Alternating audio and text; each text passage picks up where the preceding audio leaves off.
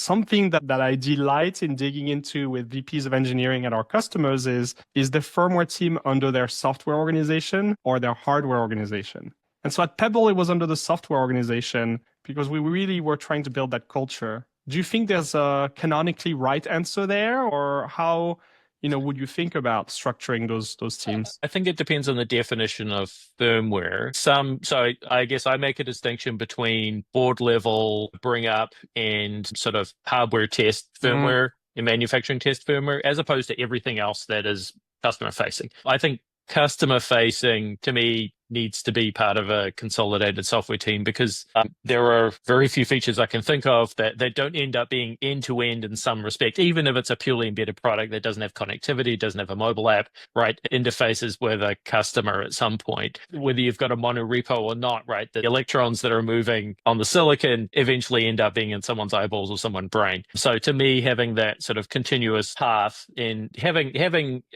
siloing in any organization, unless you're working on something highly secretive, generally makes things really tough to work in, to be efficient, to communicate effectively well. Most of the time, I'd say firmware should be as part of a centralized software organization.